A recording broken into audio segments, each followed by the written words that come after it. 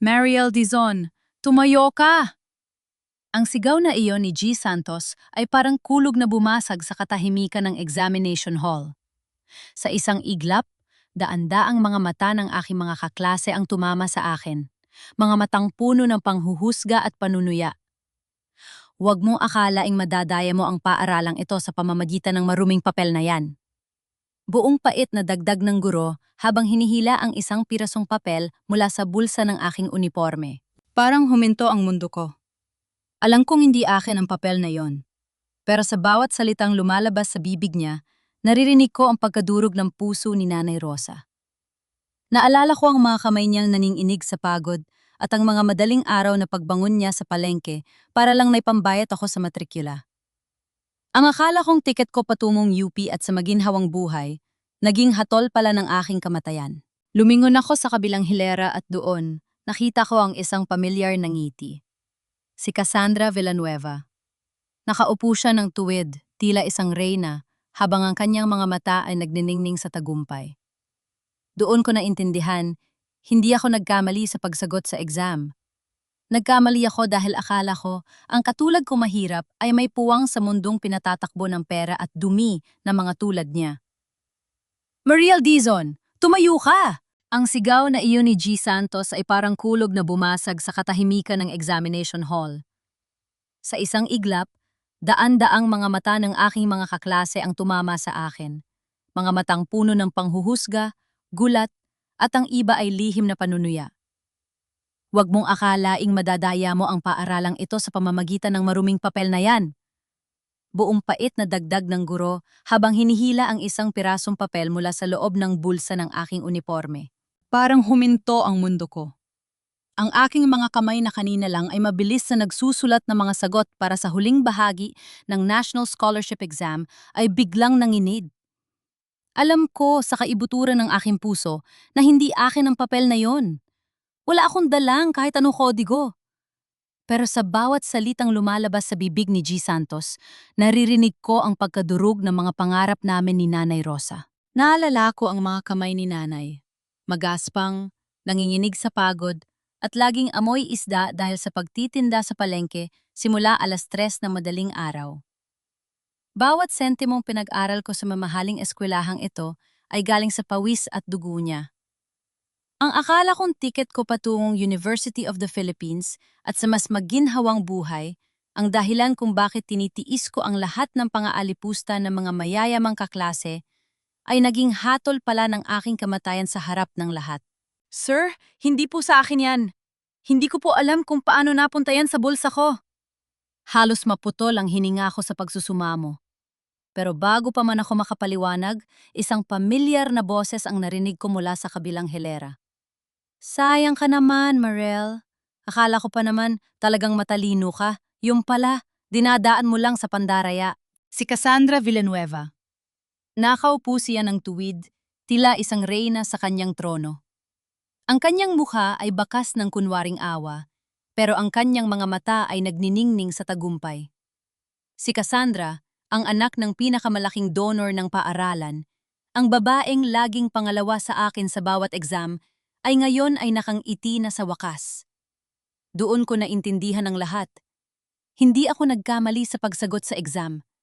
Nagkamali ako dahil akala ko, ang katulad kong mahirap ay may puwang sa mundong pinatatakbo ng pera at dumi ng mga tulad niya. Sumama ka sa akin sa opisina ng principal na yon din. Utos ni G. Santos habang dinadampot ang aking test paper at ang ebidensya ng aking pagkakasala. Habang naglalakad ako sa gitna ng aisle, bawat hakbang ko ay parang may nakatusok na libu-libong karayom sa aking talampakan. Naririnig ko ang bulungan ng aking mga kaklase. Kaya pala lading top 1, nandadaya lang pala. Akala mo kung sinong banal, basura rin pala ang ugali? Sa loob ng opisina ni Mrs. De Gia, ang aming principal, ang hangin ay parang yelo sa lamig. Nakatayo ako sa harap ng kanyang malaking lamesa habang sa tabi ko ay nakaupo si Cassandra at ang kanyang ina si Doña Victoria Villanueva. Naroon din si G. Santos na tila isang asong sunod-sunuran sa pamilya Villanueva. Isang malaking kahihiyan ito sa San Lorenzo Academy, Mariel. Seryosong sabi ni Mrs. De Gia. Hindi lang namin kailangan kanselahin ang scholarship mo. Kailangan ka naming i-expel para hindi pa marisa ng iba. Ma'am, pakinggan niyo po muna ako. Pakiusap ko, pilit na pinipigil ang luhang gustong kumawala. Bakit ko naman gagawin yan? Ilang taon na ako nag-aaral dito ng maayos. Amal niyo pong kailangan ko ang scholarship na ito para sa kinabukasan ko at ng nanay ko. Iyon na nga ang dahilan, di ba? Sabat ni Doña Victoria habang pinaglalaruan ang kanyang mamahaling kwintas. Dahil masyado kang desperada na makaangat sa buhay, kaya mo nang gawin ang lahat kahit ang mandaya. My daughter Cassandra works hard for her grades. Hindi niya kailangang mandaya dahil may integridad siya. Unlike you. Tiningnan ko si Cassandra.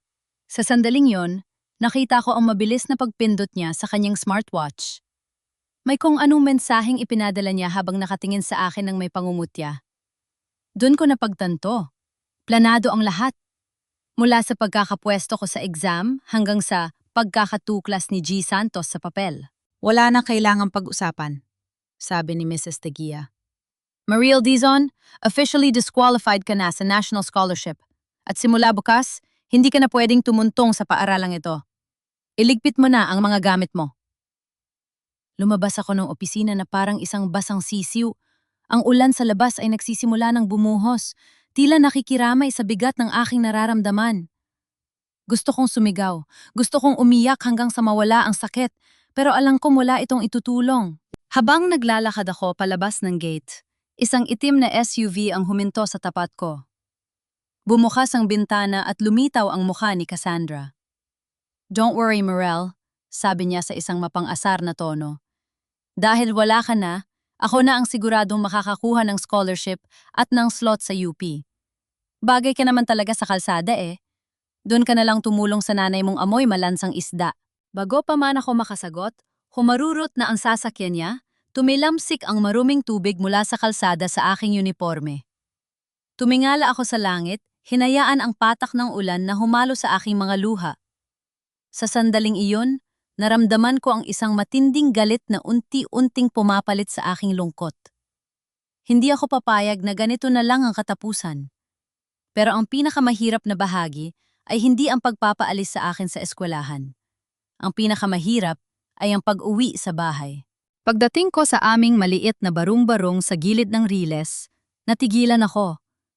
May mga banderitas na nakasabit sa labas. Amoy masarap na ulam ang sumalubong sa akin. Naroon si Nanay Rosa, suot ang kanyang pinakamagandang duster, abalang naghahanda sa maliit naming lamesa. Mariel! Anak, nandyan ka na pala? Masayang sigaw ni Nanay nang makita ako. Tingnan mo, nagluto ako ng paborito mong pansit at nag-ihaw ako ng manok. Nang utang muna ako kay Aling Nena para lang may maselebra tayo. Siguradong sigurado kasi ako na nakuha mo ang scholarship na yan. Yumakap sa akin si Nanay. Ang kanyang katawan ay mainit at puno ng pag-asa. Pero bawat tawa niya ay parang isang saksak sa aking dibdib. Paano ko sasabihin sa kanya na ang lahat ng paghihirap niya, ang lahat ng pangarap niya para sa akin, ay naglaho na sa loob lang ng isang oras? Anak, bakit ka umiiyak? At bakit ka basang-basa? Nag-aalalang tanong ni Nanay habang hinahawakan ang aking muka. Tumingin ako sa paligid. Nakita ko ang isang maliit na tarpaulin na nakasabit sa pader. Sulat kamay ni Nanay. Congratulations, Mariel! Upbound! Doon na bumigay ang tuhod ko. Napaluhod ako sa harap ni Nanay habang humahagulgol. Sa labas, patuloy ang pagbuhos ng ulan, pero mas matindi ang bagyo sa loob ng aming tahanan. Ang katotohanan ay kailangang lumabas, kahit alam kong ito ang wawasak sa kaisa-isang bagay na nagbibigay ng lakas kay Nanay Rosa, ang aking danggal. Anak, anong nangyayari? Bakit ka lumuluhod? Bakit ka nagsasabi ng sorry? Ang boses ni Nanay Rosa ay puno ng kalituhan at unti-unting namumuong takot. Binitawan niya ang sandok na hawak niya at nagmamadaling lumapit sa akin. Hinawakan niya ang aking mga balikat, pilit akong itinatayo mula sa malamig at basang sahig ng aming barong-barong. Pero ang aking katawan ay tila naging kasing bigat ng tingga. Ang bawat hagulgol na lumalabas sa aking dibig ay parang lason na unti-unting pumapatay sa saya na nakapinta sa kanyang muka kanina lang. Nay, wala na po. wala na ang scholarship ko. Hirap na hirap kong simula. Ang mga salita ay parang mga bubog na bumabara sa aking lalamunan. Pinalayas po ako sa eskwelahan. Sinabi nilang nandaya raw ako sa exam. Naramdaman ko ang paninigas ng mga kamay ni nanay. Ang init ng kanyang yakap ay tila biglang naging yelo. Katahimikan. Isang nakabibinging katahimikan ang bumalat sa aming maliit na tahanan, maliban sa tunog ng ulan na humahampas sa aming bubungang lata. Nandaya? Ikaw? Paano mangyayari yon, Mariel? Pabulong na tanong ni nanay, tila hindi maproseso ng kanyang isip ang narinig. Alam ko kung paano ka mag-aral gabi-gabi. Kahit pikit na ang mga mata mo, hawak mo pa rin ang mga libro mo. Alam ko hindi mo magagawa yon. Inangat ko ang aking muka at tumingin sa kanya. Tinaniman nila ako, Si Cassandra, ang pamilya Villanueva. Nilagyan nila ng papel ang bulsa ko at ang guro namin, kakampi nila. Wala akong nagawa. Hindi ako pinakinggan ng principal. Doon na bumagsak ang balikat ni Nanay Rosa. Napaupo siya sa maliit na ngerbangko. Ang kanyang mga mata ay nakatingin sa kawalan. Ang pansit na niluto niya, ang manok na inihaw niya para sana sa aking tagumpay. Ngayon, ang amoy ng mga ito ay naging simbolo ng aming kabiguan. Higit sa lahat, naalala ko ang sinabi niya. Nangutang siya para lang maihanda ang lahat ng ito. Sa labas ng aming bahay, nagsisimula na ring marinig ang mga bulungan. Sa aming barangay, ang pader ay may tainga at ang bawat balita ay mas mabilis pa sa kidlat. Oy! Narinig niyo ba? Si Mariel pinalayas daw sa eskwelahan. Nandaya raw. Akala ko ba matalino? Yun pala, dinadaan ng sa pandaraya. Sayang ang pagyayabang ni Rosa. Ang mga boses ni na Aling Nena at ng iba pang kapitbahay, ang mga tinatawag naming marites, ay malinaw na nakakarating sa loob. Bawat salita nila ay parang hagupit ng latigo sa balat ni nanay. Nakita ko kung paano unting yumuko si nanay. Ang kanyang hiya o sense of shame ay tila dumi na itinapon sa kanyang muka. Sa kultura naming mga Pilipino, ang dangal ay mas mahalaga pa sa buhay. At sa isang iglap, ang dangal na inalagaan ni nanay sa loob ng maraming taon ay nadungisan dahil sa maling paratang sa akin. Biglang may kumatok ng malakas sa aming pinto. Si Aling Nena yon ang nagpapautang sa aming kanto. Rosa! Rosa, lumabas ka rito! Sigaw niya. Nabalitaan ko ang nangyari sa anak mo. Akala ko ba sigurado ang scholarship kaya mo ako inutangan ng pambili ng handa nyo? Paano mo ako babayaran ngayon kung wala na palang kukuha sa'yo sa UP? Tumayo si nanay, pinunasan ang kanyang mga luha at lumabas. Sumunod ako sa kanya, nakatayo sa likuran niya habang pinapanood ko ang sarswelang ito ng kahirapan. Aling Nena, pakiusap po, wag po rito. Mahinahong sabi ni nanay, kahit nanginginig ang kanyang boses. Babayaran ko po kayo. Magdodouble kayod ako sa palengke, hindi ko po kayo tatakbuhan. Dapat lang, kasi itong anak mo mukhang wala ng kinabukasan. Sayang ang pinagpaaral mo sa kanya sa mamahaling eskwelahan na yon. Naging kriminal lang pala. Hindi ko na napigilan ang sarili ko. Hindi ako kriminal, Aling Nena. Wala akong ginawang masama. Tumahimik ka, Mariel, bulyaw ni Aling Nena. Ang dumi mo na sa paningin ng lahat. Huwag kang sasagot sa akin. Hinila ako ni nanay pabalik sa loob at isinara ang pinto. Hinarap niya ako. Hindi na may galit, kundi na may matinding pagmamahal na humahalo sa sakit. Anak, huwag mo na silang patulan. Sabi niya habang hinahawakan ang aking mga kamay. Alam ko ang totoo, at yun ang mahalaga. Pero alam ko na hindi yun sapat.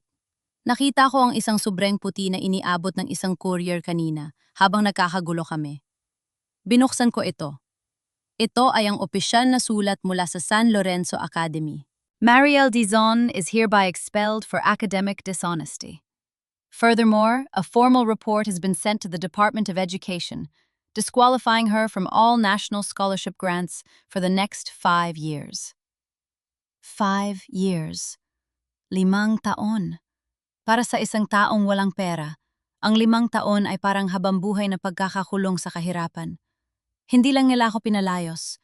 Pinutulan din nila ako ng pakpak para hindi na muling makalipad. Tiningnan ko ang tarpaulin na nakasabit sa aming pader. Congratulations, Mariel! Upbound! Hinablot ko ito at pinunit sa gitna. Anak, huwag! Pigil ni nanay. Nay, sapat na ang iyak, sabi ko. Ang aking boses ay naging malamig at matigas. Kinuha nila sa atin ang lahat. Ang pangarap ko, ang pagod mo, at ang danggal natin sa harap ng mga tao rito. Hindi sapat na malaman natin ang totoo. Kailangang malaman ng buong mundo kung gaano kadumi ang pamilya Villanueva. Hinarap ko si Nanay Rosa. Ang nanay ko na lagi nagtuturo sa akin na maging mapagkumbaba at magtiis. Pero sa pagkakataong ito, nakita ko sa kanyang mga mata na pagod na rin siya. Pagod na siyang tratuhin kaming parang basura dahil lang sa wala kaming tera. Anong gagawin mo, Marel? Tanong niya. Hindi ko pa po alam kung paano, Nay. Pero sisiguraduhin ko na ang bawat butil ng kanina inutang natin para sa hundang ito ay pagbabayaran ni Cassandra Villanueva ng higit pa sa kaya niyang ibigay. Kinuha ko ang aking lumang backpack at iniligpit ang aking mga gamit. Hindi na ako ang Mariel na takot mawala ng scholarship. Ako na ang Mariel na wala nang natitira, kundi ang galit at ang determinasyong bawiin ang lahat ng kinuha sa amin. Nang gabing iyon, habang mahimbing na natutulog si nanay sa tabi ng lamesang puno ng malamig na pagkain, nanumpa ako sa harap ng aming maliit na altar. Ang ulan ay tumigil na, pero ang bagyo sa aking puso ay nagsisimula pa lamang. Sa bawat hapdi ng aking mga mata, isang pangalan lang ang paulit-ulit na bumabalot sa aking isipan. Villanueva. At sisiguraduhin ko na ang huling tawa ay hindi mapupunta sa kanila. Lumipas ang ilang linggo na parang isang mahabang bangungot. Ang aming maliit na tahanan ay binalot ng katahimikan na mas masakit pa sa anumang sigawan. Tuwing madaling araw, pinapanood ko si Nanay Rosa habang naghahanda ng kanyang mga paninda. Mas maaga na siyang gumigising ngayon, mas marami ang niluluto, at mas madalas ang kanyang pagbuntong hininga. Alam ko kung bakit. Kailangan niyang bayaran ng utang kay Aling Nena at ang iba pang mga gasto, sing naiwan dahil sa pagkakatanggal ko sa eskwelahan. Hindi ako pwedeng manatiling nakaupo lang habang pinapanood ko ang unti-unting paghina ng katawan ni nanay. Sinubukan kong mag-apply sa iba't ibang fast food chains at grocery stores. Pero sa sandaling makita nilang aking record o marinig ang aking pangalan, biglang nagbabago ang ihip ng hangin. Pasensya na, Marel. Integrity is our top priority here, sabi ng isang manager sa akin. Integrity. Ang salitang iyon ay tila naging isang biro. Ang mga taong nadnakaw ng aking danggal ang siyang may hawak ng kapangyarihan, habang ako na biktima ay itinuturing na marumi. Isang hapon, habang naglalakad ako malapit sa barangay hall, hindi kalayuan sa kalyeng patungo sa San Lorenzo Academy, nakita ko ang isang maliit at lumang karatula. Mang Cardo's Print and Photocopy Shop Hiring Assistant. Ang shop ay maliit, puno ng amoy ng toner at mainit na papel at tambak na mga Xerox machine na tila mas matanda pa sa akin. Ang may-ari, si Mang Cardo, ay isang matandang lalaking lagi may hawak na screwdriver at tila laging galit sa mundo. Marunong ka ba nito? Tanong niya habang itinuturo ang isang naghihingalong photocopy machine. Kaka-resign lang ng huling bata rito. Hindi kinaya ang init. Kaya ko po, Mang Cardo. Mabilis po ako matuto. Determinadong sagot ko. Tiningnan niya ako mula ulo hanggang paa, pagkatapos ay tumingin sa aking mga kamay. Sige, simulan mo na ngayon. Ayusin mo yung paper jam sa machine 2. Kung hindi mo maayos yan sa loob ng 10 minuto, huwag mo na akong abalahin. Lumapit ako sa makina. Para sa iba, ito ay isang lumang bakal lang na naglalabas ng kopya. Pero para sa akin, ito ay isang hamon. Binuksan ko ang gilid ng makina, dahan-dahang hinila ang mga nakatinging papel at tiningnan ng mga gears. Napansin kong may isang maliit na spring na nawala sa pwesto. Gamit ang aking sipit ng buhok, dahan-dahan ko itong ibinalik. Click, sumara ang makina at muling umilaw ang berdeng buton. Nagprint ako ng isang test page at lumabas itong malinaw at walang dumi. Napatingin si Mang Cardo sa akin, bakas ang gulat sa kanyang mga mata sa likod ng kanyang makapal na salamin. Matalino ka ah? Bulong niya. Saan ka natuto niyan? Sa buhay po, Mang Cardo. Kapag wala kang pambili ng bago, kailangan mong matutong ayusin ang luma. Sagot ko nang hindi tumitingin sa kanya. Doon nagsimula ang aking bagong buhay. Mula alas 8 ng umaga hanggang alas 7 ng gabi, ang mundo ko ay umikot sa ingay ng mga makina at sa amoy ng tinta. Pero hindi lang ito basta trabaho para sa akin.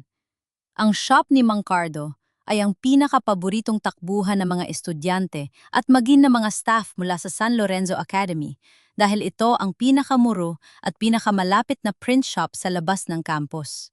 Isang hapon, habang nag-aayos ako ng mga gamit, narinig ko ang tawanan ng isang grupo ng mga babae. Hindi ko na kailangang lumingon para malaman kung sino sila. Ang amoy ng mamahaling pabango na humalo sa amoy ng toner ay sapat na. Sina Cassandra, Bianca, at ang kanilang mga alipores. Yumuko ako at nagkunwaring abala sa paglilinis ng salamin ng makina. Ayaw kong makita nila ang aking muka. Hindi dahil sa takot, kundi dahil ayaw kong masira ang plano kong manatiling anino muna sa ngayon. Bakit ba rito pa tayo nagpapa-photocopy? It smells like old people and cheap ink. Maarting sabi ni Cassandra habang iwinawag gayway ang kanyang kamay sa harap ng kanyang ilong. Girl, kailangan nating i-duplicate tong event program para sa Foundation Day. Sabi ni Mommy dapat perfect to dahil siya ang guest speaker. Sagot naman ng isa pa nilang kasama. Whatever. Basta siguraduhin mong hindi madumi ang pagkakagawa, sabi ni Cassandra. Pagkatapos ay lumingon siya sa direksyon ko. Hey miss, pakibilisan naman yung service rito. We don't have all day. Dahan-dahan akong tumayo. Tumingin ako ng diretso sa mga mata ni Cassandra. Nakita ko ang palalaki ng kanyang mga mata at ang biglang pagkawala ng kulay sa kanyang labi. Mariel? Gulat na bulong ni Bianca na nakatayo sa likuran ni Cassandra. ₱1 bawat kopya, Cassandra. Ilan ang kailangan nyo? Malamig kong tanong, ang aking boses ay walang anumang emosyon. Tumawa ng pilit si Cassandra, bagaman halatang hindi siya komportable. Oh my God! So, dito ka na pala nagtatrabaho? From top of the class to a photocopy girl? How the mighty have fallen. Hindi mahalaga kung nasaan ako ngayon, Cassandra. Sagot ko habang kinukuha ang mga papel sa kanyang kamay. Ang mahalaga alam ko kung paano gamitin ang utak ko. Kahit sa harap ng makina, hindi ako kailangan mandaya para makuha ang gusto ko. Nagtagis ang mga baga ni Cassandra. You still have that thick face, huh? Akala mo ba may maniniwala pa sa'yo? You're a cheater, Mariel. At habang buhay mo nang dadalhin yung dumi na yan. Tapos na ang mga kopya nyo. ₱30 lahat. Sabi ko sabay latag ng mga papel sa counter. Salamat sa pagtangkilik. Padabog na naglapag ng pera si Cassandra at nagmamadaling lumabas, hila-hila ang kanyang mga kaibigan. Pero bago sila tuluyang makalayo, napansin kong lumingon si Bianca. May kung anong takot at lungkot sa kanyang mga mata na hindi ko maipaliwanag. Nang makaalis na sila, huminga ako ng malalim. Nanginginig ang aking mga kamay, hindi dahil sa iya, kundi sa gigil. Pero habang inililigpit ko ang mga sobrang papel na naiwan nila, may isang bagay na kumuha ng atensyon ko. Sa ilalim ng glass ng makina, may isang maliit na piraso ng papel na naiwan si Cassandra. Hindi ito bahagi ng program. Isa itong sulat kamay na note na may mga serya ng alphanumeric codes at isang pamilya na pirma sa ibaba. V. V. Doon ko naalala ang sinabi ni Mang Cardo kanina. May mga dokumentong hindi dapat inilalabas, pero laging nakakarating dito para itapon o i-shred. Tumingin ako sa basurahan sa tabi ng malaking industrial shredder ni Mang Cardo.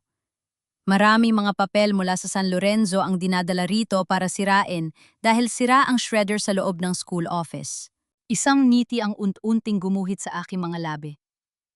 Ang mga pahinang ito na akala nila ay basura na, ay maaaring maging mga pahinang magbabalik sa akin sa eskwelahan. Hindi bilang isang estudyante, kundi bilang isang saksi sa kanilang mga dumi. Mang Cardo, tawag ko sa aking boss. Ako na po ang magtatapon ng mga basura ngayong gabi. Gusto ko po kasing siguraduhin na malinis ang shop bago tayo magsara. Sige Mariel, sipag mo talaga. Sagot ng matanda habang nag-aayos ng kanyang gamit. Nang makaalis si Mang Cardo, isinara ko ang pinto ng shop. Kinuha ko ang mga sako ng basura at dahan-dahang ibinuhos ang mga ito sa lamesa. Sa gitna ng mga punit-punit na papel at dumi ng tinta, nagsimula akong maghanap. Ang bawat piraso ng papel ay isang puzzle. At sisiguraduhin ko mabubuo ko ang larawan ng katotohanan, anuman ang mangyari. Ang bawat punit na papel ay may kwento. Yan ang natutunan ko sa loob ng ilang gabing pananatili sa shop ni Mang Cardo pagkatapos ng oras ng trabaho. Habang ang buong barangay ay natutulog na at ang tangi naririnig ko na lang ay ang malalayang busina ng mga sasakyan, nakaupo ako sa sahig, napapaligiran ng mga sako ng basura. Marumi ang aking mga kamay, nangingitim sa toner at alikabok, pero wala akong pakialam. Mas marumi ang mga lihim na itinatago ng mga papel na ito. Isang linggo na ang nakalipas mula nang makita ko ang note ni Cassandra na may pirma ni Vivi o Victoria Villanueva. Mula noon, bawat sako ng dokumentong dumarating mula sa San Lorenzo Academy ay dumaan sa aking mga kamay. Karamihan ay mga lumang lesson plans, mga resibo ng canteen, at mga sulat sa mga magulang. Pero alam ko may mas malalim pa rito. Mariel, anak, gabi na. Umuwi ka na. Madalas na sabi ni Mang Cardo bago siya umalis. Huwag mo masyadong paguri ng sarili mo sa paglilinis. Sandali na lang po ito, Mang Cardo. Gusto ko lang pong ayusin ang inventory ng mga papel. Pagsisinungaling ko.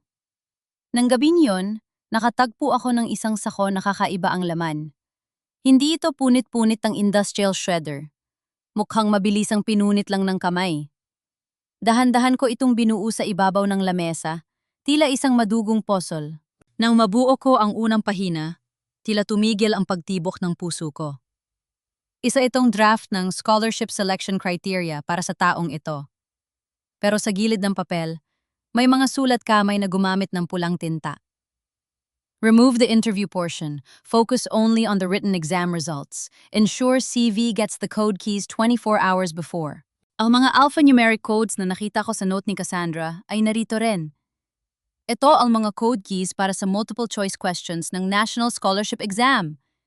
Hindi lang pala basta nagnakaw ng sagot si Cassandra. Ibinigay ito sa kanya sa isang pilak na plato. Pero may mas malala pa. Sa ilalim ng mga papel na iyon, may isang kopya ng resibo mula sa isang kilalang bangko. Isang transfer ng 500,000 piso patungo sa personal na account ni Mrs. De Guia, ang aming principal. Ang remitter? Isang kumpanyang pagmamay-ari ng mga Villanueva. 500,000. Bulong ko sa sarili. Ito pala ang halaga ng kinabukasan ko. Ito ang halaga ng pagpapa-expel sa akin. Hindi lang ito tungkol sa isang spoilt na anak na gustong maging tuka. Ito ay isang organisadong krimen.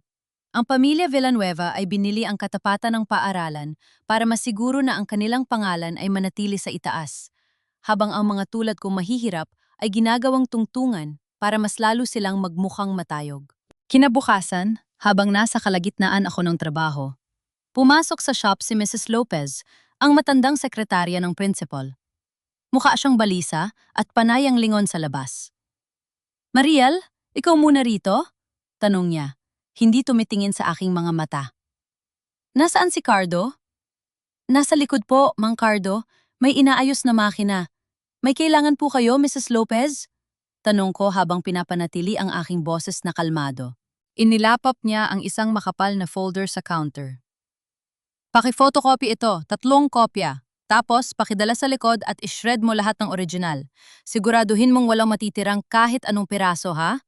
Utos ito ni Mrs. De Guia. Opo, Mrs. Lopez. Ako na po ang bahala. Sagot ko. Nang makapasok siya sa opisina ni Mang Cardo para makipag-usap, mabilis kong binuksan ang folder. Ang aking mga mata ay nanlaki. Ito ang mga confidential financial reports ng San Lorenzo Academy para sa huling 2 taon. Nakita ko ang mga donasyon para sa bagong computer lab na hanggang ngayon ay wala pa naman, at ang mga pondong nakalaan para sa mga mahihirap na estudyante na misteryosong nawawala sa records. Mabilis kong kinuha ang aking cellphone at palihim na kinuhanan ng larawan ng bawat pahina. Nanginginig ang aking mga daliri sa takot na baka lumabas si Mrs. Lopez. Pero alam kong ito na ang pagkakataon ko. Click, click, click. Nang matapos ko ang huling pahina, Mabilis kong isinara ang folder at sinimula ng photocopy machine. Ang tunog ng makina ay parang tibok ng aking puso. Mabilis, malakas, at puno ng kaba. Habang hinihintay ko ang huling kopya, napansin ko ang isang maliit na detalye sa sulat ni Mrs. De Gia sa loob ng folder. May binanggit siyang final warning para sa isang empleyado na nagtatangkang magsumbong sa Department of Education. Mariel, tapos na ba yan? Boses yon ni Mrs. Lopez mula sa likuran ko. Mabilis kong inayos ang mga papel. Opo ma'am, heto na po ang 3 kopya. Dadalhin ko na po ang mga original sa shredder sa likod. Mabuti. Siguraduhin mong walang makakakita niyan, Muriel. Alam mo naman, para sa bubuti ito ng paaralan. Sabi niya bago nagmamadaling umasla. Dinala ko ang mga papel sa likod sa tapat ng malaking shredder. Pinanood ko ang paglamo ng makina sa mga dokumento, pero sa loob-loob ko, alam kong huli na ang lahat. Ang katotohanan ay wala na sa mga papel na ito. Nasa loob na ito ng aking cellphone. Nang hapong iyon, habang naglilinis ako ng shop, lumapit sa akin si Bianca. Mag-isa lang siya. Walang Cassandra na nakabuntot. Mukha siyang galing sa iyak at ang kanyang mga mata ay puno ng takot. Nariel? Tawag niya sa akin. Pwede ba tayo mag-usap? Tiningnan ko siya ng matagal. Si Bianca, ang babaeng kasama ni Cassandra sa paninira sa akin. Pero sa sandaling ito, hindi siya mukhang kaaway. Mukha siyang biktima. Tungkol saan, Bianca? Tungkol ba sa kung paano niyo ako ginawang basura sa harap ng lahat? Tanong ko. Mariel, patawarin mo ako. Hindi ko ginusto iyon. Pinilit lang ako ni Cassandra. Sabi niya kapag hindi ko sinunod ang gusto niya, tatanggalin din nila ang scholarship ko. Alam mo naman kung gaano kapangyarihan ng mami niya. Umiiyak na sabi ni Bianca. At ngayon, bakit ka nandito? Para humingi ng tawad? Nandito ako para babalaan ka. Pabulong niyang sabi. Alam ni Donna Victoria na may hinahanap ka. Nakita ka ng isa sa mga tauhan nila na palaging nag-uungkat ng basura rito sa shop. Mariel, tumigil ka na. Mapanganib sila. Natawa ako ng pait. Mapanganib? Bianca, kinuha na nilang lahat sa akin. Ano pa ang ikakatakot ko? Ang mamatay sa gutom? O ang mabuhay na may dungis ang pangalan? Hinawakan ni Bianca ang aking kamay. Hindi mo sila kilala. Gagawin nila ang lahat para protektahan ang pangalan nila at si Mrs. De Gia, hindi lang siya ang kasabot nila. Halos buong board ng eskwelahan ay nasa bulsa na nila. Salamat sa babala, Bianca. Pero huli na ang lahat. Sabi ko habang ipinapakita sa kanya ang screen ng aking cellphone na may mga larawan ng financial reports. May hawak na akong ebidensya at sisiguraduhin ko na bago nila ako tuluyang mapatahimik, maririnig ng buong mundo ang baho ng pamilya Villanueva. Nanlaki ang mga mata ni Bianca sa takot, pero kasabay nito ay ang isang kislap ng pag-asa. Tulungan mo ako, Mariel. Ayaw ko na sa buhay na ito. Ayaw ko nang maging anino ni Cassandra. Kung ganon, patunayan mo, hamon ko sa kanya. Sabihin mo sa akin ang lahat ng alam mo tungkol sa gabing nilagyan niya ng papel ang bulsa ko. At kailangan ko ng ebiden, siyang hindi nila kayang itanggi. Bago ba makasagot si Bianca, isang itim na sasakyan ang huminto sa tapat ng shop. Ang bintana ay dahan-dahang bumaba at doon ko nakita ang malamig na tingin ni Donna Victoria Villanueva. Hindi siya nagsalita. Tiningnan lang niya kami ni Bianca ng ilang segundo bago muling humarurot ang sasakyan. Ang lamig na naramdaman ko sa aking batok ay hindi dahil sa ulan. Alam ko nagsisimula na ang tunay na laban. Ang mga anino sa loob ng paaralan ay lumalabas na para hanapin ako. Nanginginig ang buong katawan ni Bianca habang nakatingin sa papalayong sasakyan ni Donna Victoria. Ang kanyang mukha na dati ay puno ng kolorete at kumikinang sa ilalim ng ilaw ng San Lorenzo, ngayon ay tila isang kandilang unti-unting nauupos. Mariel, nakita niya tayo. Patay na ako. Siguradong papatayin ako ni Cassandra. Pabulong na sabi ni Bianca. Ang kanyang boses ay halos hindi marinig sa ingay ng hangin. Huminga ka ng malalim, Bianca, sabi ko habang hinahawakan ang kanyang mga balikat. Hindi kanya papatayin. Kailangan ka pa nila. Pero gagamitin nila ang takot mo para busalan ka. Huwag kang papayag. Pumasok kami sa loob ng shop. Naupo si Bianca sa isang tumpok ng mga papel. Ang kanyang mga kamay ay hindi tumitigil sa panginginig. Doon, Sa gitna ng amoy ng tinta at init ng mga makina, inamin niya ang lahat. Noon gabing bago ang exam, tinawagan ako ni Cassandra. Simula niya habang nakayuko. Sabi niya may sorpresa raw siya para sa'yo. Ipinakita niya sa akin ang isang maliit na papel, ang kodigo. Sabi niya kailangang mailagay ko yon sa bulsa mo habang nagkakagulo sa pila bago pumasok sa hall. Nung una tumanggi ako. Pero tinakot niya ako, Mariel. Alam niyo may sakit ang tatay ko at ang pamilya niya ang nagbabayad ng hospital bills namin. Utang na loob ang tawag niya roon. Pero para sa akin, it's a golden cage. Nakaramdam ako ng kirot sa aking puso. Hindi lang pala ako ang biktima rito. Si Bianca na akala ko ay masama at mapang-api ay isa ring bihag ng kapangyarihan ng mga Villanueva. Ginamit nila ang kahirapan niya para gawin siyang kriminal. Ipinadala niya sa akin ang lahat ng instructions via telegram. Pagpapatuloy ni Bianca habang kinukuha ang kanyang cellphone. Lahat ng plano kung paano lilingon si G. Santos sa tamang oras, kung paano ka ipapahiya, narito lahat. Ipakita mo sa akin, Bianca. Yan ang kailangan nating ebidensya. Sabi ko nung may pag-asa. Mabilis na binuksan ni Bianca ang kanyang phone. Pero sa isang iglap, nawala ang kulay sa kanyang muka. Ano? Bakit? Bakit wala na? Ano nangyari? Naka-auto-delete ang chat. At tignan mo, Mariel. Ipinakita niya sa akin ang screen. Ang account ni Cassandra ay deleted account na. At ang lahat ng mensahe ay naglaho na tila bula. Wala na. Binura niya lahat remotely. Alam niya magsusumbong ako? Napahampas ako sa lamesa. Napakatalino ni Cassandra at napakalinis magtrabaho ng mga Villanueva. Hindi sila nag-iiwan ng bakas na maaring gamitin laban sa kanila. Wala na akong ebidensya, Mariel. Sinong maniniwala sa akin? Sasabihin lang nila na baliw ako o naiinggit kay Cassandra. Hikbi ni Bianca. Huwag kang mawala ng pag-asa. Mayroon pa tayong mga financial reports na nakuha ko kanina. Sabi ko, pilit na pinapalakas ang loob niya. Pero hindi pa natatapos ang gabi. Isang pamilyar at matunog na tawa ang narinig namin mula sa pinto ng shop. Integrity is so hard to find these days, don't you think? Si Cassandra. Nakatayo siya sa pinto, suot ang kanyang cheerleader uniform, tila galing lang sa isang practice. Pero ang kanyang mga mata ay walang bakas ng pagiging kabataan. Puno ito ng puot at panunupil. Cassandra! Bulong ni Bianca, sabay tago sa likuran ko. Bianca dear, I thought you were at the hospital visiting your dad. Why are you here, talking to this garbage? Turo ni Cassandra sa akin. O baka naman gusto mo nang sumama sa kanya sa pag-uungkat ng basura? Cassandra, tama na, sigaw ko. Alam na namin ang lahat. Alang ni Bianca ang ginawa niyo. Lumapit sa amin si Cassandra, ang kanyang bawat hakbang ay puno ng awtoridad.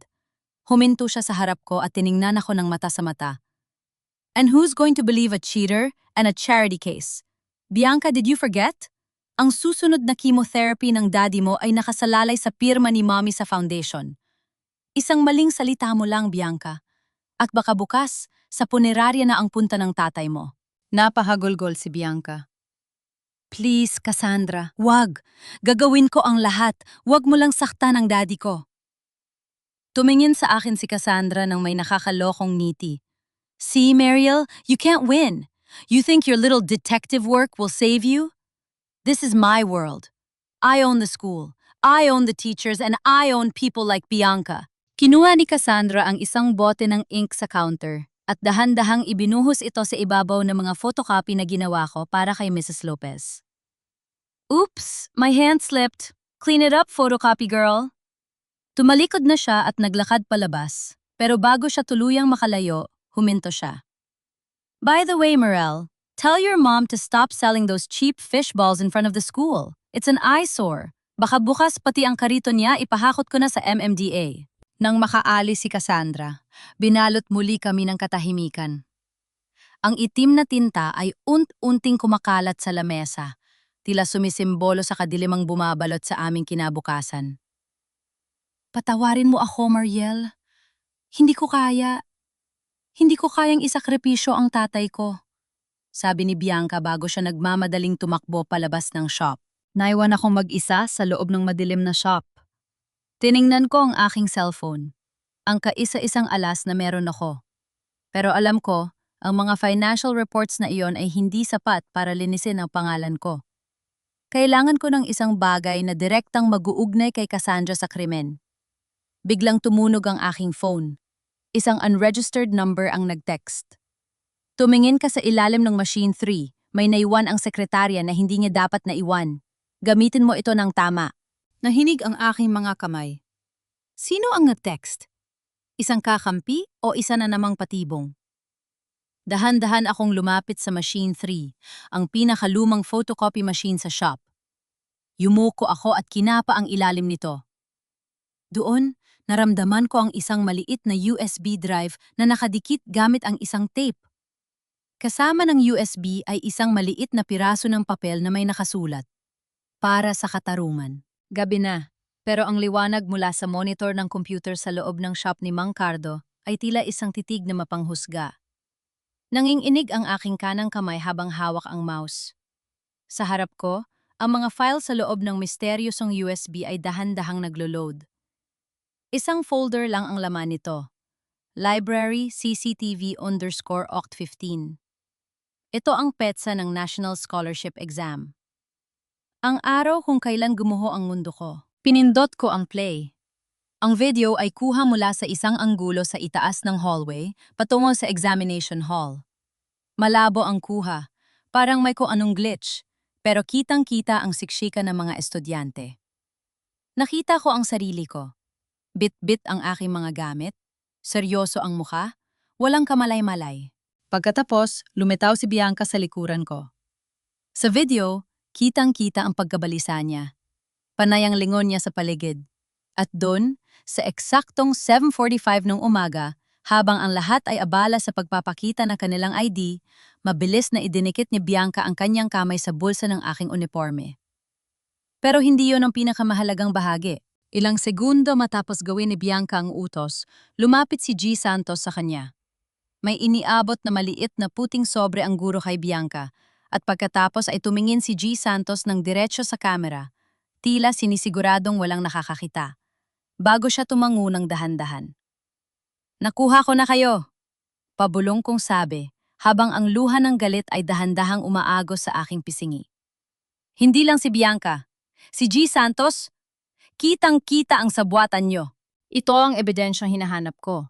Isang video na magpapatunay na ang kodigo ay itinanim lang. Pero habang pinapanood ko ang video, isang malaking tanong ang gumabagabag sa akin. Sino ang nagbigay nito sa akin? Sino ang nag-text?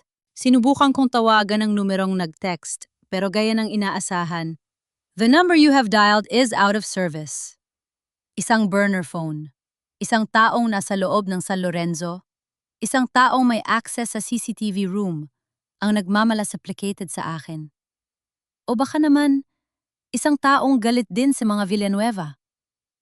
Isinara ko ang shop at nagmamadaling umuwi. Kailangan kong sabihin kay Nanay Rosa na may pag-asa na kami. Pero pagdating ko sa aming kanto, isang pamilyar na ingay ang sumalubong sa akin. Ang ingay ng mga nagtatawa ng tambay at ang malakas na boses ni Aling Nena. Sabi ko sa inyo hindi titigil ang kamalasan sa pamilyang yan. Sigaw ni Aling Nena. Tumakbo ako patungo sa aming barong-barong. Doon nakita ko si Nanay Rosa na nakaupo sa lupa. Ang kanyang karito ng fishball ay nakataob. Ang mga sausawan ay nagkalat sa kalsada at ang mga tuhog ay para mga patpat na bali-bali. Nay, anong nangyari? Sigaw ko habang tinutulungan siyang tumayo. Mariel, ang mga tauhan daw ng munisipyo. Hikbi ni Nanay. Ang kanyang duster ay punong-puno ng mansa ng chetsap at alikabok. Sabi nila, bawal daw magtinda rito. Pero alam ko anak, nakita ko ang sasakyan ni Doña Victoria sa kabilang kanto bago nila gibain ang kariton ko. Naramdaman ko ang pagsiklab ng apoy sa aking dibdib. Tinupad ni Cassandra ang banta niya. Hindi lang nila kinuha ang kinabukasan ko, pati ang kaisa-isang pinagkakakitaan ni Nanay para pambayad sa utang at pambili ng pagkain, winasak nila. Hay naku, Rosa!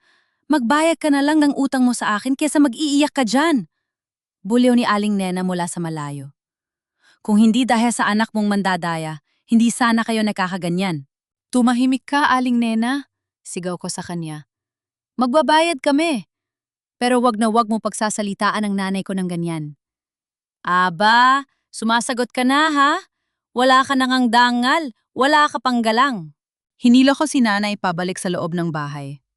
Nilinis ko ang kanyang mga gasgas at pinalitan ang kanyang damit. Buong gabi siyang hindi nagsalita. Nakatingin lang sa punit na tarpaulin ng UP na itinabi niya sa ilalim ng unan.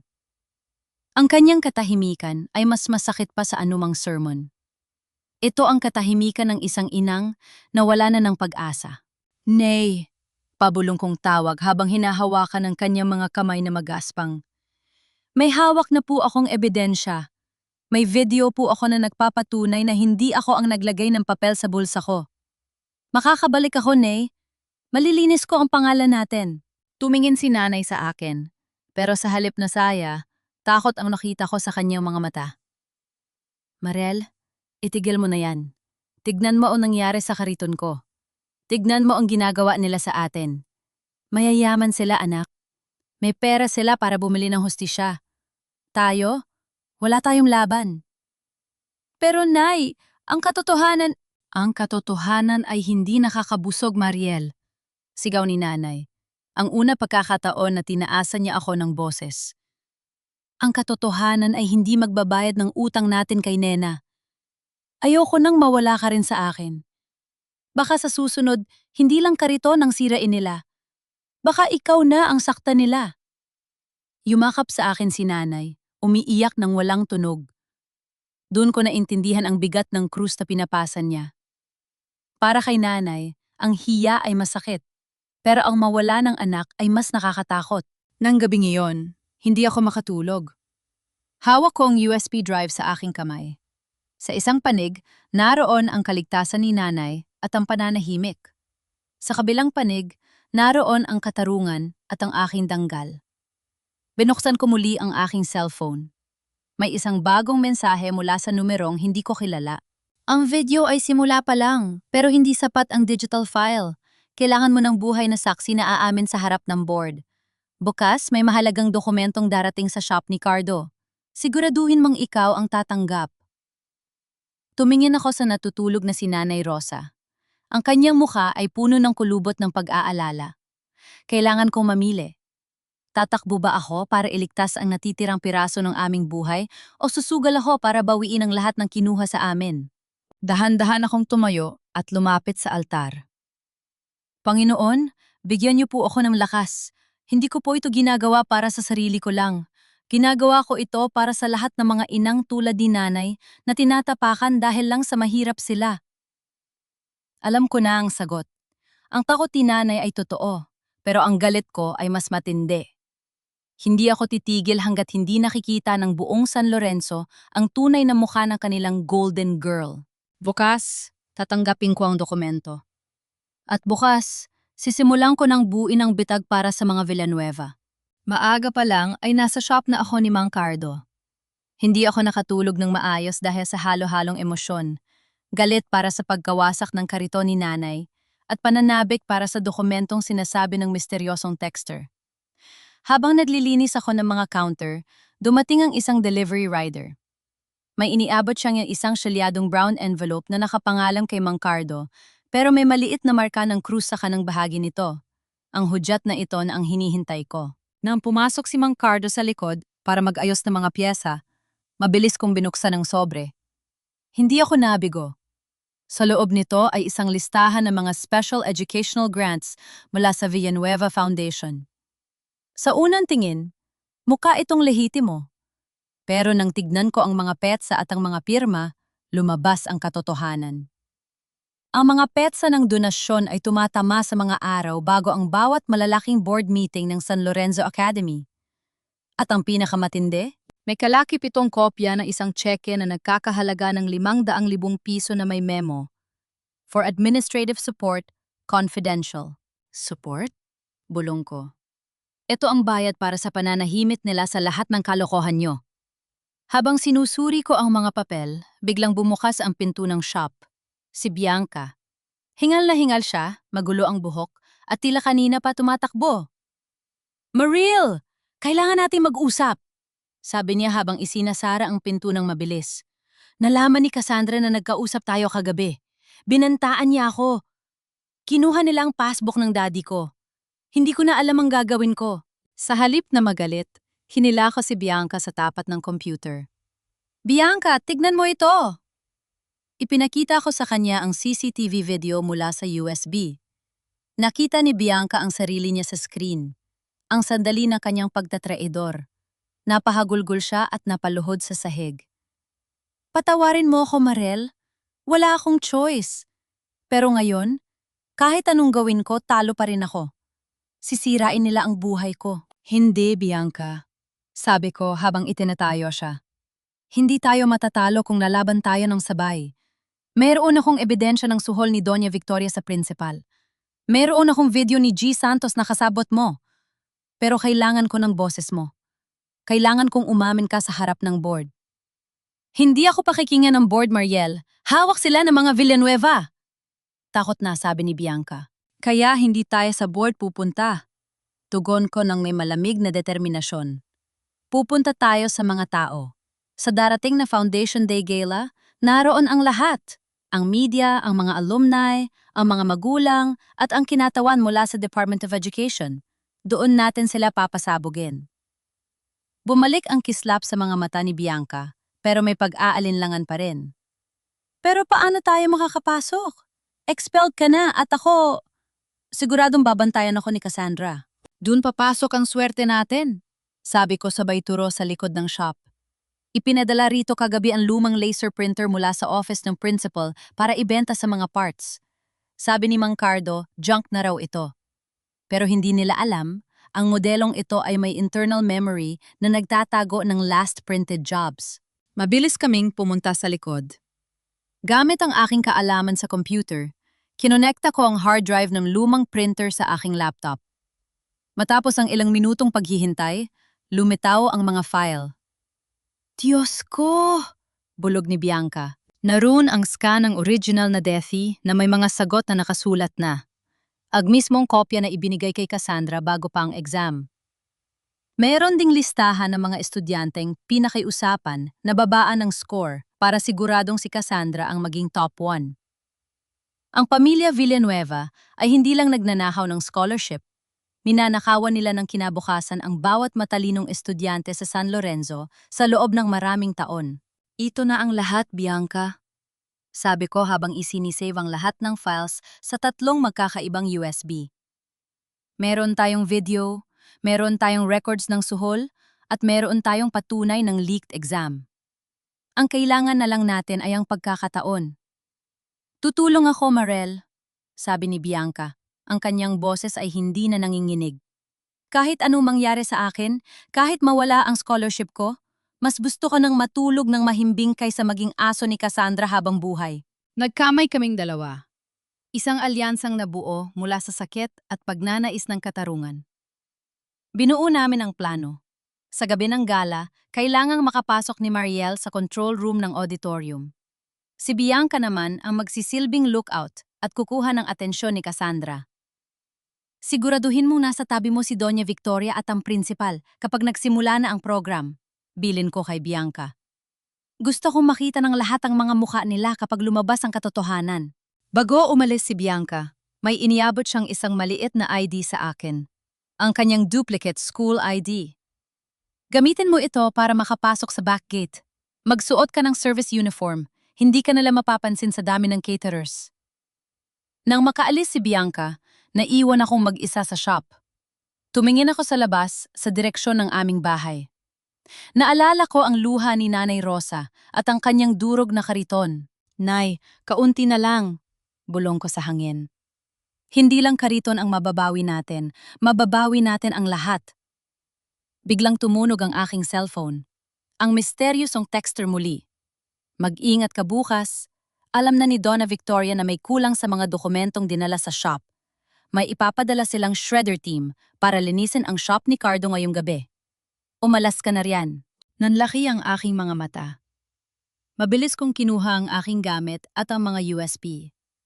Pero bago ako makalabas, narinig ko ang paghinto ng isang sasakyan sa tapat. Ang tunog ng mga yabag ng sapatos na papalapit ay mabilis at mabigat. Wala nang oras para lumabas sa pinto. Tumakbo ako patungo sa maliit na bintana sa banyo sa likod. Habang hinihila ko ang aking katawan paitaas, narinig ko ang pagkalabog ng pinto ng shop. Hanapin ang babae at kunin ang lahat ng papel! Sigaw ng isang barito ng boses. Nakahinga ako ng malalim. Nang malalim nang makatuntong ako sa bubungan ng karatig na bahay. Mula sa itaas nakita ko ang dalawang lalaking nakasuit na pumasok sa shop ni Mang Cardo. Dala ang mga galon ng gas. Balak nilang sunigin ang shop. Balak nilang burahin ang lahat, kasama na ako.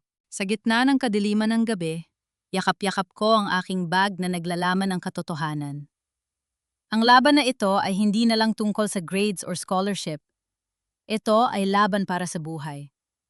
At sisiguraduhin kong sa gabi ng gala, ang apoy na sinimulan nila ang siyang tutupok sa buong kaharian ng mga Villanueva. Mula sa malayo, pinanood ko ang paglamo ng apoy sa shop ni Mang Cardo. Ang usok na kulay abo ay humahalik sa madilim na langit, tila mga kaluluwang nagsusumamo ng katarungan. Nanginginig ang aking buong katawan, hindi dahil sa lamig ng gabi, kundi dahil sa konsensya. Dahil sa akin, nadamay ang kaisa-isang taong nagbigay sa akin ng pagkakataon. Mariel, anong ginagawa mo rito? Bakit ka umiiyak? Nagulat ako nang makita si Mang Cardo sa likuran ko. Hawak niya ang isang lumang radyo at balot ng tela. Mang Cardo? Patawad po. Dahil sa akin, nasulog ang shop niyo.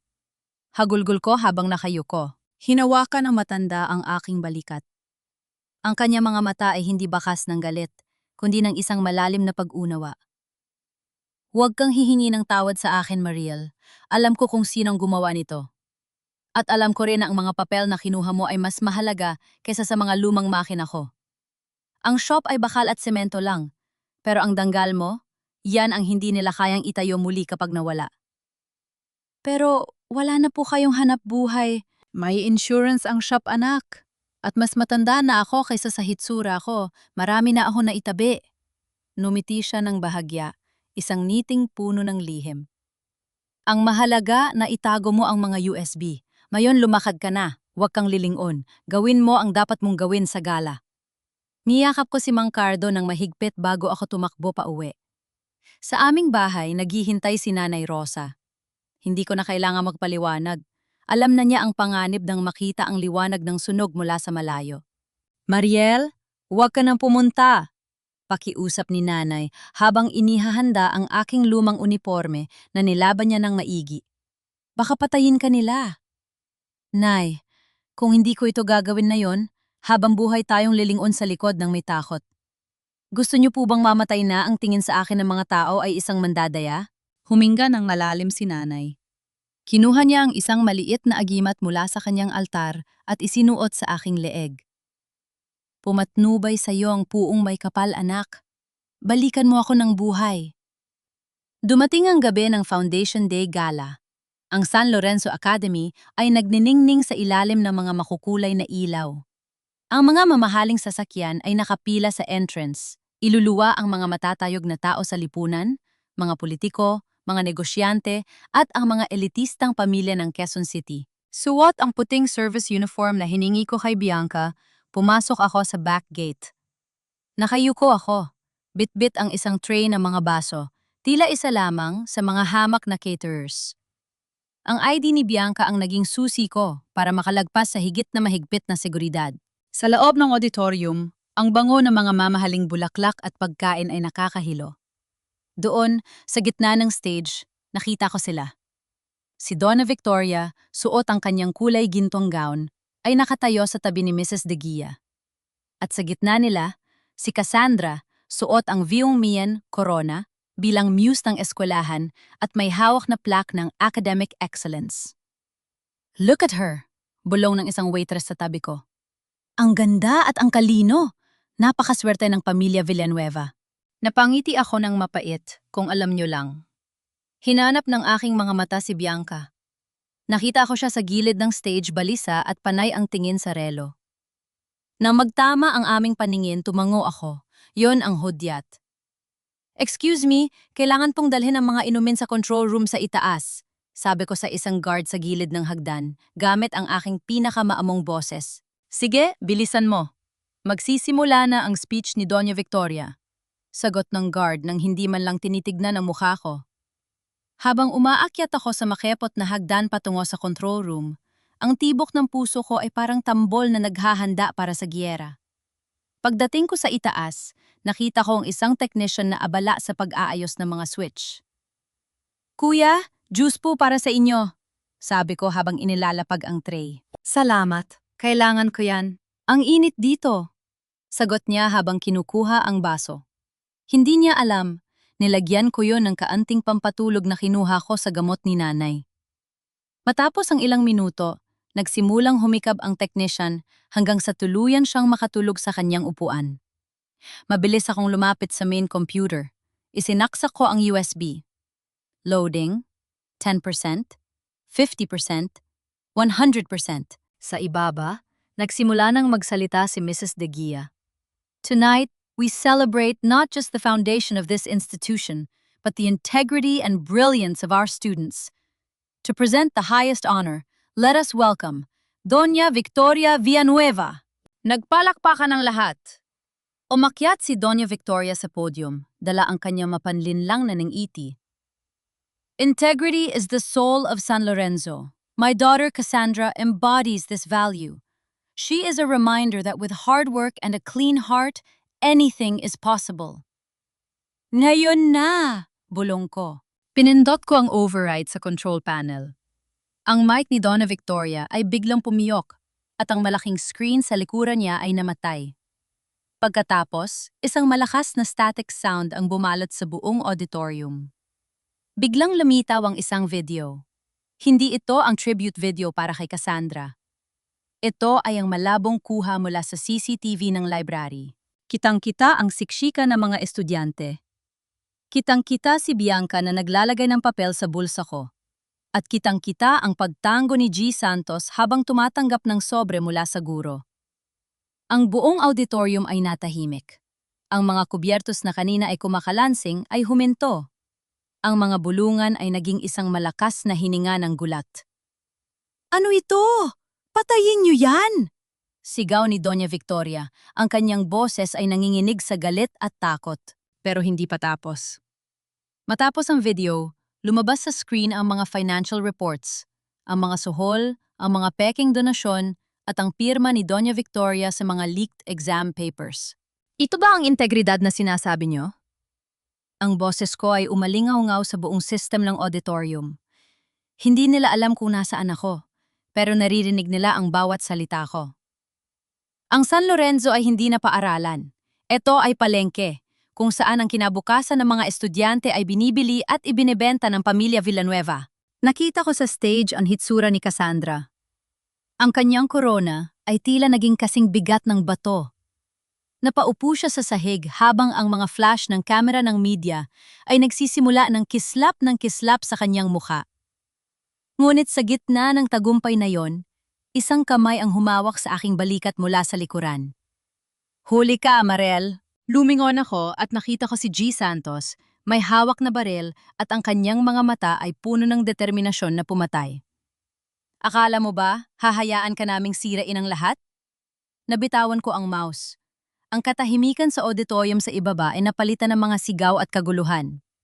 Ang aking huling alas ay nailabas na, pero ang tanong ngayon, mabubuhay pa ba ako para makita ang katapusan ng laban na ito? Ibagsak mo ang kamay mo, Mariel. Itigil mo ang lahat ng ito o sisiguraduhin kung hindi ka na makakalabas dito ng humihinga. Ang boses ni G. Santos ay nanginginig. Hindi dahil sa takot, kundi dahil sa desperasyon ng isang taong alam na wala na siyang matatakbuhan. Ang dulo ng baril ay malamig na nakadikit sa aking sentido. Ramdam ko ang bawat pintig ng puso ko sa aking lalamunan. Pero sa halip na manghina, isang kakaibang tapang ang bumalot sa akin. Huli na ang lahat, sir. Pabulong kong sabi. Ang aking boses ay kalmado kahit nanginginig ang aking tuhod. Naka-livestream ang lahat ng ito sa social media page ng school at sa 3 malalaking news outlets. Kahit patayin niyo ako, hindi niyo na mabubura ang nakita ng buong mundo. Walang hiya ka! Sigaw niya. At bago pa siya makakilos, isang malakas na kalabog ang narinig namin mula sa pinto ng control room. Bitawan mo ang baril, Santos! Nanlaki ang aking mga mata na makita ko ang pumasok. Hindi ito mga guard ng eskwelahan. Sila ay mga pulis, at sa likuran nila ay isang lalaking nakasuit. Ang kinatawan mula sa Department of Education na kanina lang ay nakaupo sa VIP table. Pero ang mas ikinagulat ko ay ang taong kasama nila. Si Mang Cardo. Mariel, ayos ka lang? Sigaw ni Mang Cardo habang mabilis na pinaliligiran ng mga pulis si G. Santos. Siya, turo ko kay Mang Cardo. Siya po ang nag-text sa akin? Ngumiti ng bahagyang matanda habang kinukuha ng mga pulis ang baril kay G. Santos. Dating internal investigator ako ng DepEd bago ako nag-retire at nagbukas ng shop, Mariel. Matagal ko na silang minamanmanan, pero kailangan ko ng isang taong sapat ang tapang para kumuha ng ebidensya mula sa loob. At hindi mo ako binigo. Sa ibaba, sa main stage ng auditorium, ang eksena ay parang isang pelikulang nagtatapos sa trahedya para sa mga bida-bidahan. Si Doña Victoria ay pilit na tinatakpan ang kanyang mukha mula sa mga flash ng camera, habang si Mrs. De Guia ay pilit na inaagaw ang microphone mula kay Bianca. Pero hindi na nagpatalo si Bianca. Hawak niya ang mic ng mahigpit, ang kanyang boses ay umaalingaw sa bawat sulok ng hall. Opo! Totoo ang lahat na nakita nyo. Sigaw ni Bianca. Ang kanyang mga luha ay malayong umaaagos. Ako ang naglagay ng papel sa bulsa ni Mariel. Pinilit ako ni Cassandra. Pinilit ako ni Doña Victoria dahil hawak nila ang buhay ng daddy ko. Ninakawan nila si Mariel ng pangarap dahil lang sa hindi nila kayang tanggapin na mas matalino ang isang anak ng tindera kaysa sa kanila. Ang mga magulang sa auditorium, na dati ay yumuyukod sa pamilya Villanueva, ngayon ay nagsisimula ng sumigaw ng magnanakaw at sinungaling. Ang kahihiyang ibinato nila sa akin ni Nanay Rosa ay bumabalik sa kanila ng 10 beses ang tindi. Dinala ako ng mga pulis pababa sa stage. Habang naglalakad ako sa gitna ng aisle, ang mga taong kanina ay tumitingin sa akin ng may pandidiri, na yon ay dahan-dahang tumatabi para bigyan ako ng daan. Ang iba ay nakayuko, hindi makatingin sa akin dahil sa yiya. Huminto ako sa tapat ni Cassandra.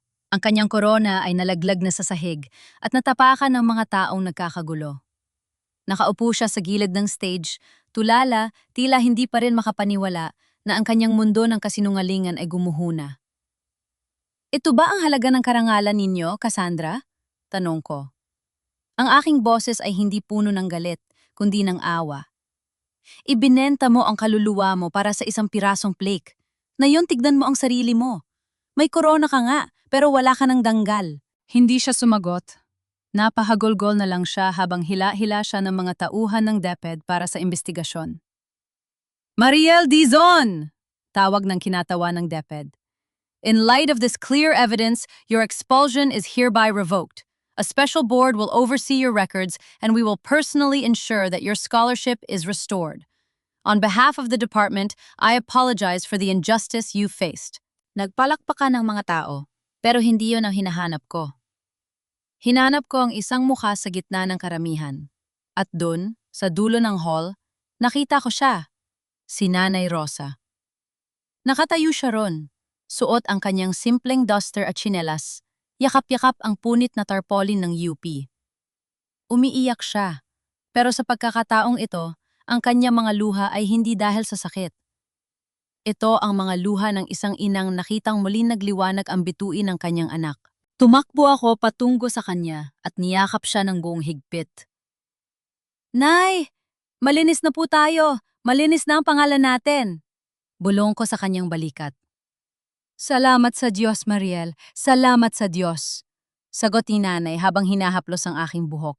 Habang inalalayan kami ng mga pulis, palabas ng auditorium, nakita ko si Donna Victoria na pinapantayan ng posas. Tumingin siya sa akin na may huling kislap ng put, pero binaliwala ko na siya. Ang kanilang kapangyarihan ay nagtapos na sa gabing ito. Lalabas kami ng San Lorenzo Academy hindi bilang mga biktima, kundi bilang mga nagwagi. Ang ulan sa labas ay tumila na, at sa kauna-unahang pagkakataon sa loob ng mahabang panahon, ang langit ay tila nagpapakita ng mga bituin. Ang paghuhukom ay natapos na. At ang kataruang akala ko ay para lamang sa mayayaman, ay napatunayan kong may puwang din para sa mga tulad naming marunong lumaban ng may katotohanan. Ang mga sumunod na araw ay tila isang mabilis na agos ng tubig na humuhugas sa lahat ng putik na ipinatong sa aming pangalan. Ang balita tungkol sa San Lorenzo Academy scandal ay naging headline sa lahat ng pahayagan at news program sa bansa.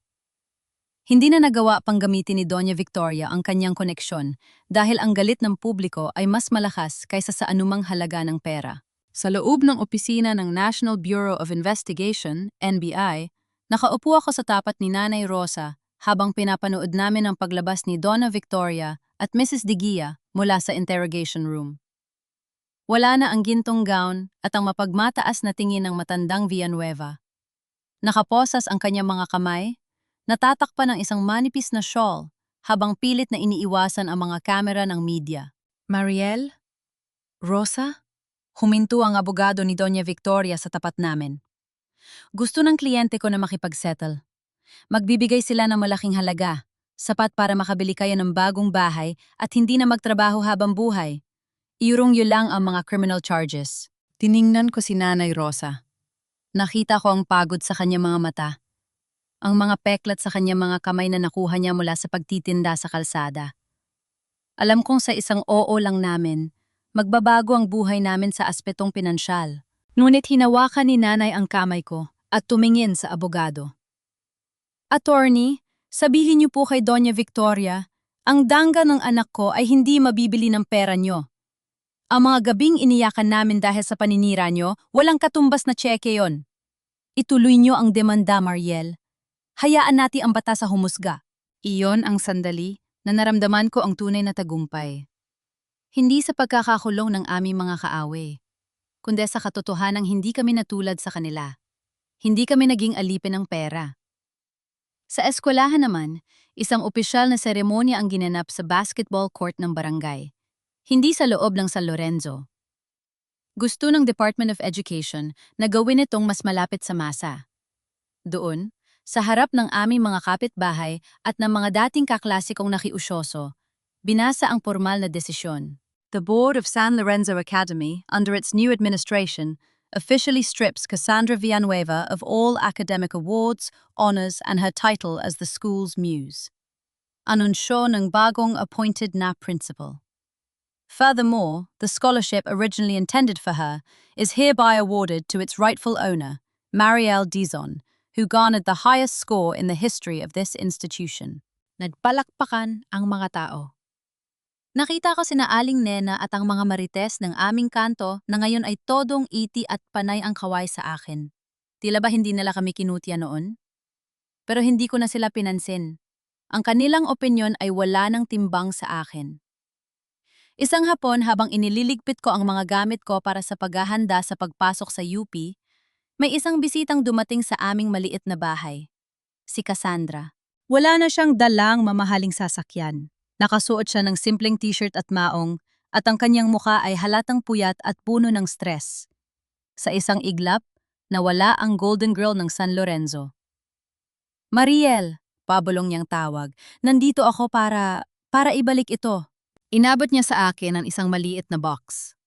Sa loob ay ang plaque ng academic excellence na ninakaw niya sa akin. Expelled na ako sa lahat ng eskwelaan sa Quezon City. Wala nang gustong tumanggap sa akin. Ang mami ko, posibleng makulto ng matagal dahil sa graft at corruption. Bakit ka nandito, Cassandra? Tanong ko. Gusto ko lang malaman mo na tama ka. Sabi niya habang tumutulo ang luha. May corona nga ako noon, pero habang suot ko yon, gabi-gabi akong hindi makatulog sa takot na malaman ng totoo. Ngayon, wala na akong lahat. At ito na marahil ang kabayaran ng lahat ng ginawa ko sa'yo. Sana ay magsilbi itong aral sa iyo, Cassandra, sabi ko habang tinatanggap ang plaque. Ang talino ay biyaya, pero ang integridad ay desisyon. Pinili mong siray ng buhay ng iba para lang manatili sa itaas.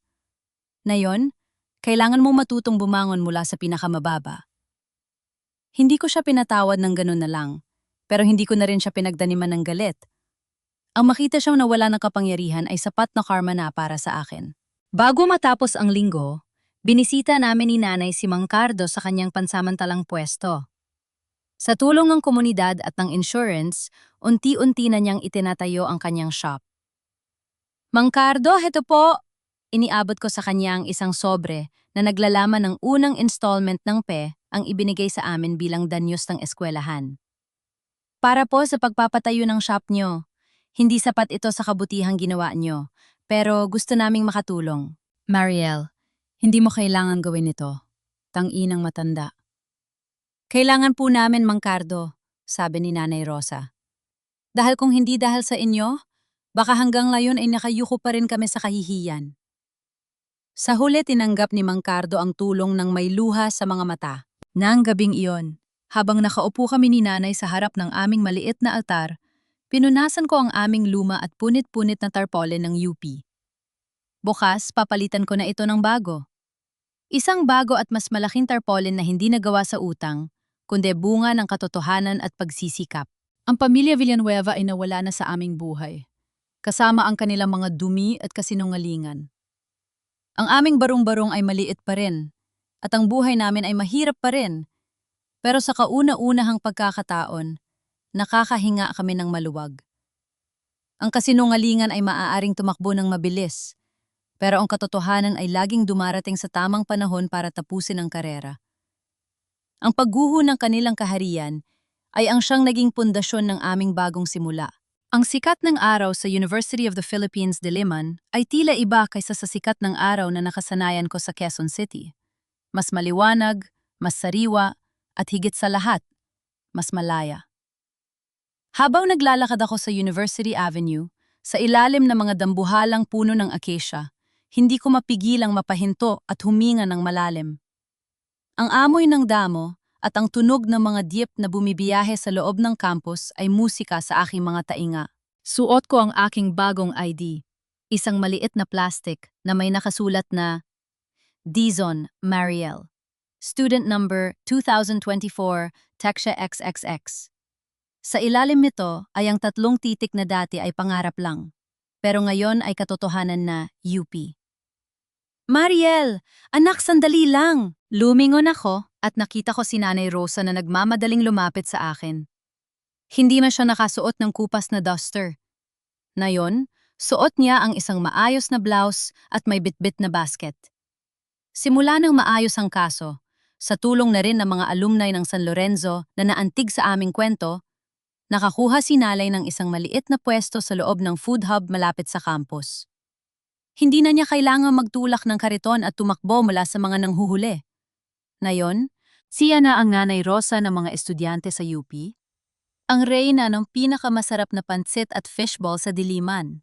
Heto ang baon mo, anak. Huwag mong kakalimutang kumain, ha? Alam ko namang masisipag kayo mag-aral dito, pero huwag mong papabayaan ang katawan mo. Sabi ni Nanay habang inilalagay ang isang lalagyan ng pagkain sa aking bag. Ngumiti ako at niyakap si Nanay ng mahigpit. Salamat, Nay. Hindi ko po akalain na darating ang araw na ito. Nung nakaraang buwan, akala ko tapos na ang lahat. Tapos na ang dilim, Mariel. Panahon na para magliwanag. Sagot niya habang hinahaplos ang aking muka. Ang kanya mga kamay ay magaspang pa rin.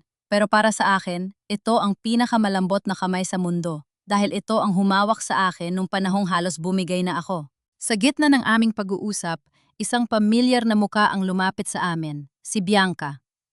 Hindi siya nakapasok sa UP, pero nag-enroll siya sa isang community college sa malapit. Mas simple na ang hitsura niya ngayon. Wala na ang mga mamahaling burloloy na dati ay tila kadena sa kanyang leeg.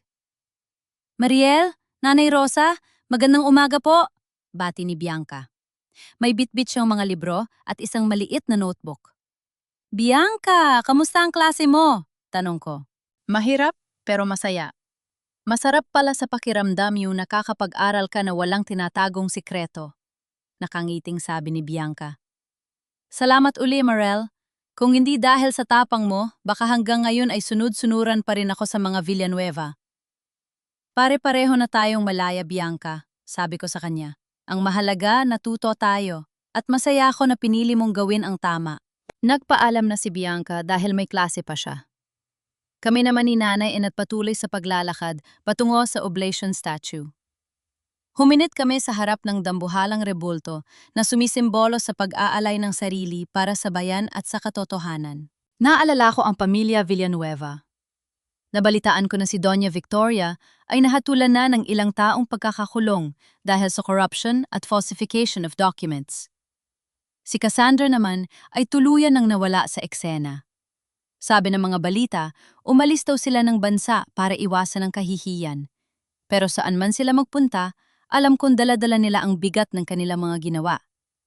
Ang kanilang kaharian na itinayo sa buhangin ng kasinungalingan ay tuluyan ng nilamon ng alon ng katarungan. Anak, tignan mo. Turo ni nanay sa isang grupo ng mga estudyanteng nagkakaisa at nagtatawanan. Dito hindi mahalaga kung sino ang nanay mo o kung gaano karami ang pera mo. Dito, ang tinitignan ay ang laman ng yutak mo at ang tibok ng puso mo. Tumango ako. Iyon ang aral na hindi ko kailanman malilimutan. Sa loob ng San Lorenzo, itinuro sa akin na ang pera ay kapangyarihan. Pero dito sa totoong mundo, natutunan ko na ang tunay na kapangyarihan ay nagmumula sa integridad. Ang hiya na dati ay kinatatakutan ko ay naging aking lakas. Dahil sa takot na mapahiya si nanay, natuto akong lumaban. At dahil sa pagmamahal ni nanay, natuto akong mapatawad. Bago ako tuluyang pumasok sa aking unang building, muli akong lumingon kay Nanay Rosa. Nakatayo siya roon, kumakaway ng may malapad na ngiti. Ang aming barong-barong ay may bago ng bubong. Ang aming mga utang ay bayad na. At ang aming danggal ay hindi na kailanman muling mayurakan. Ang kwento ko ay hindi lang tungkol sa paghihigante. Ito ay tungkol sa isang anak ng tindera na naniwalang ang katotohanan ay mas matalas kaysa sa anumang armas na mayayaman. Ito ay tungkol sa isang ina na hindi sumuko kahit ang buong mundo ay nakatalikod na sa amin. Ang tunay na talino ay hindi nabibili ng ginto, at ang tunay na danggal ay hindi nanggagaling sa isang korona. Ito ay nanggagaling sa bawat pawis, bawat luha, at bawat paninindigan sa kung ano ang tama. Humakbang ako papasok sa silid-aralan. Bitbit ang aking mga pangarap at ang danggal ng aking pamilya. Mariel Dizon, isang iskolar ng bayan, isang anak na nagtagumpay, at isang babaeng na patunay ang sa huli, ang katotohanan ang laging magpapalaya sa atin. Mula sa malayo, narinig ko ang kampana ng unibersidad. Isang bagong araw, isang bagong simula, at isang bagong pahina ng aking buhay ang nagsisimula na. At sa pagkakataong ito, ako na ang may hawak ng panulat.